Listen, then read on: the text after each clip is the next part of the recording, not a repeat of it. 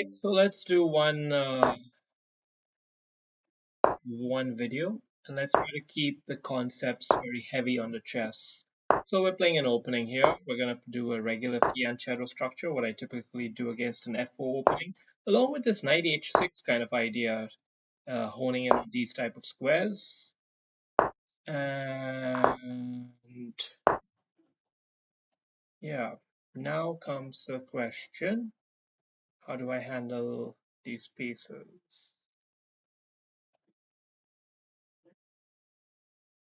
Um, hmm, hmm, hmm. Let's go here.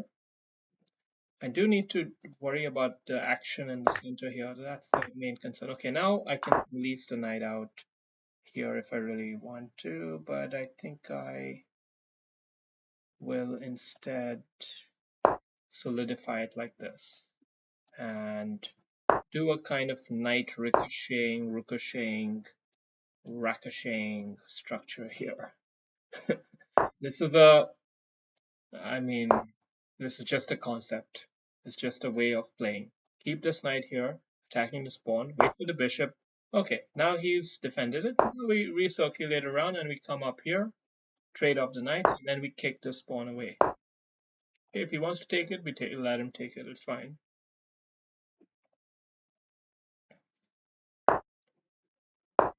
But we see we're doing the ricocheting, swirling, and all for the purpose of the f6 pawn push.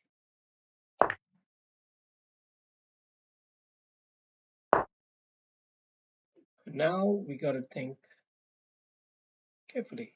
I think we can push this away first. Potentially, we could even give it a double tap here.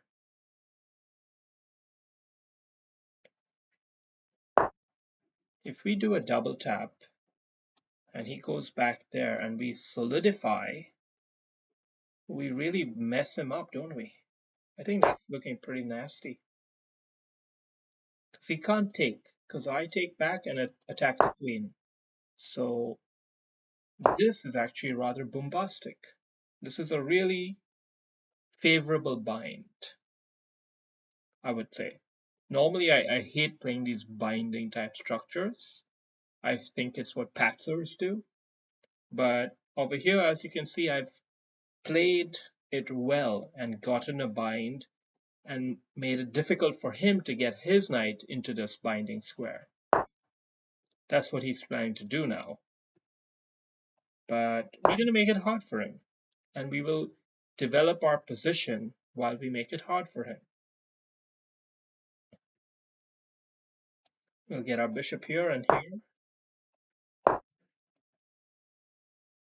here, causing all sorts of problems for this fella.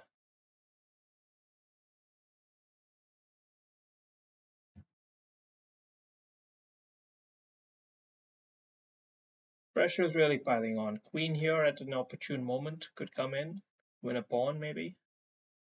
It's a risky pawn. I wouldn't really try hard for it. But we're going to play this move anyway because we want to gain some momentum in the position and speed and all of that. Okay. That's how we're handling it. Fine.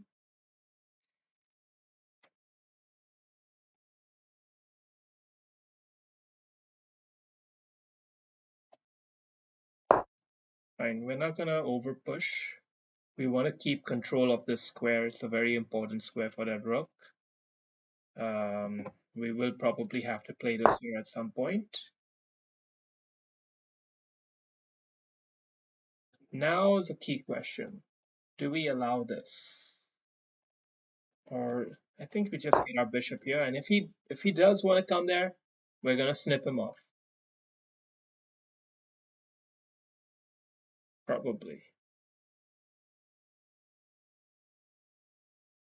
And we gotta wrestle back control of this open file. Ah, interesting. So if we open this up, then we could be somewhat exposed. So I think this feels better.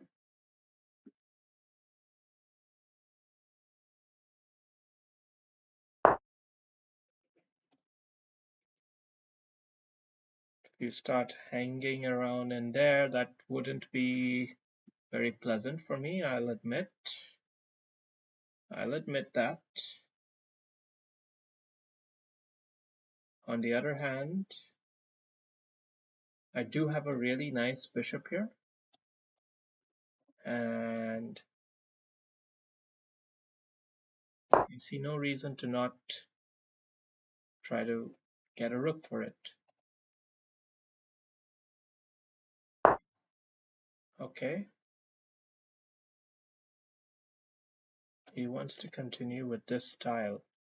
Now, if we got our bishop here and we traded these two pieces off, could I then undermine this bishop and claim that my extra bishop here with great vision is enough of an advantage?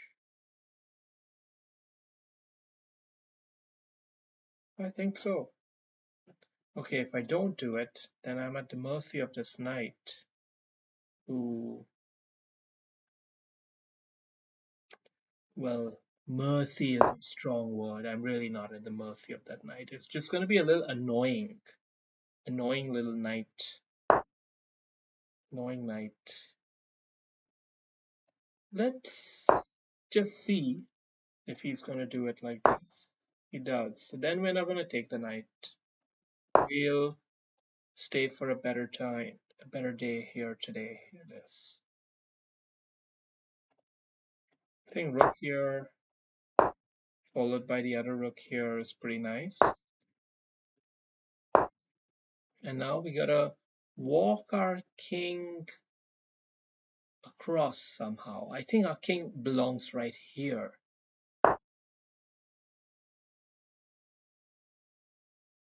Let's attack that. Let's keep him honest. Okay, he's going kind of aggressive here now. Then we gotta be careful here. If he's going with the aggressive strategy, well,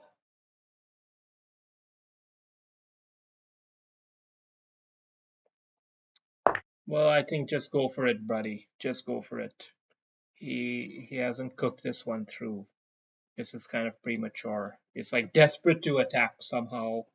I've just positionally strangled him so much that he feels he needs to do something crazy. But it's not gonna work. We will come up with a timely pawn sacrifice here to defend this. Then we'll solidify this. Okay. Okay, he wants to actually.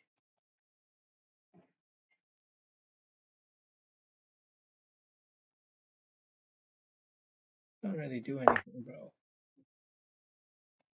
You're.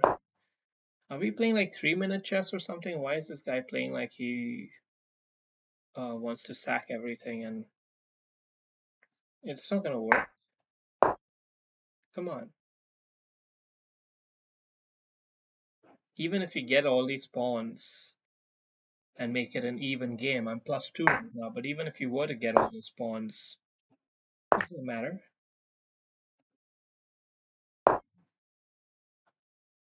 We're holding on to everything now, and now we trade whatever we can. He has to take it. He has to take it.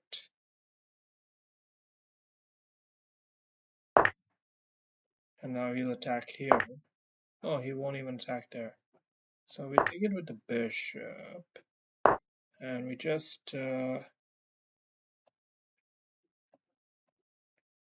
we go forward here. Forward here. Okay. It might not be an easy win actually. It's rather well. So we blockaded off this whole section here, but what does that actually mean? Okay, so now we've got this defended, and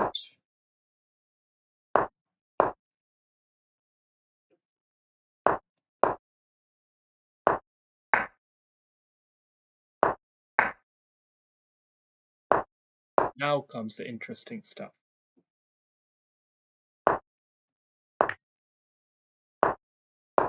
Okay, so yeah, yeah, we zigzagged him at the end there. If you saw, like we gave him no moves, we trapped his king, and then he had to start sacrificing his pawns. It was actually a rather excellent endgame. Let's have a quick recap. Opening, let's just cover that concept that I played earlier, the Rickashrey Rockashwey. Okay, the point is that we want to get our knight from here to here, okay? Eventually back here. That's the journey that knight takes in the positions where white plays f4 with this kind of hedgehog structure. And the other knight, it goes here, here, here, and finally leaps in there, allowing f6 to be played, kicking this knight. Okay, this is a key structure if you want to play the hedgehog structure well. Took me a long time to learn this kind of setup. And as you see, this was just a lovely bind right here. We just positionally outplayed him after that. Um, kind of masterful, if I'm being honest.